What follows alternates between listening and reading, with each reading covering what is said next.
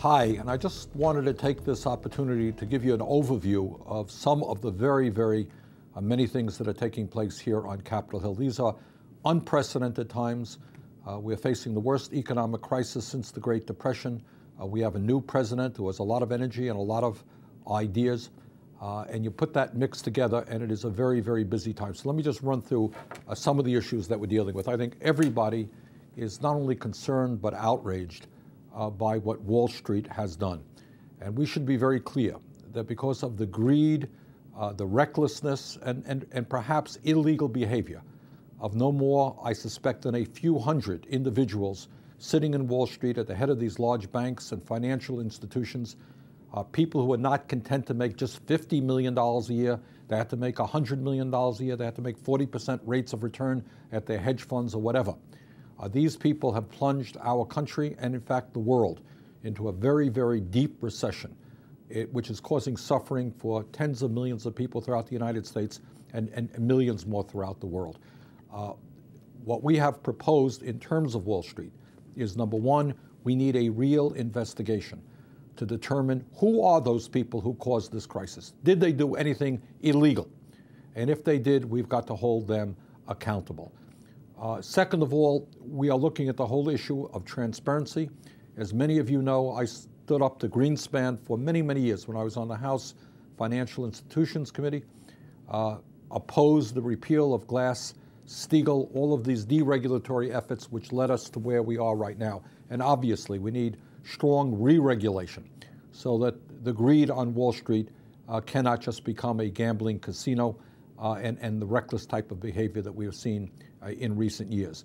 Specifically, right now, we have introduced legislation to demand that the $2.2 trillion which the Fed is lending out to financial institutions in our country, above and beyond the $700 billion that the taxpayers are paying for through the TARP program, that $2.2 trillion be accounted for.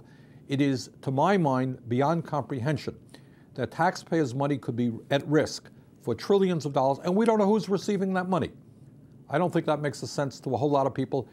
We have questioned Mr. Bernanke of the Fed on this, and we have now introduced legislation to address that. Just this week, we have also introduced legislation to deal with an issue that I hear a whole lot about in the state of Vermont, and in fact around the country, and that is people who are paying 15, 20, 25, 30% interest rates on their credit cards. So what we have done is introduce legislation which has a usury cap in America, which says that interest rates cannot go above 15% except on certain unusual circumstances. This is legislation that emulates what exists for credit unions in America, where they have a limit on the interest rates that they can charge. But people are getting sick and tired of bailing out Wall Street, seeing financial institutions get zero interest loans, and then having to pay 15, 20, 30% interest rates on their credit cards. So that's an issue that we're dealing on. In the midst of all of these tough times, I want to say just a very brief word on some areas where we're having some real success. All of you know that there's a major healthcare crisis in America, 46 million uninsured, and the cost soaring. What we did in the stimulus package, and will, I think, continue to do, is revolutionize the way we do primary health care in America. And that is to understand that if 56 million Americans don't have access to a doctor, if even more don't have access to a dentist, and if people end up in the emergency rooms or they end up in the hospital, not only is that dangerous to people's health because they don't go to the doctor when they should, it drives the cost of health care up because emergency room health care is very expensive. And if people are forced to end up in the hospital because they didn't get treatment when they should have, that's obviously very expensive. In the stimulus package, we worked very hard with some other senators to make sure that we doubled the amount of money going into community health centers. In the state of Vermont, that means the community in Springfield, the Springfield Hospital, will be a new federally qualified community health center.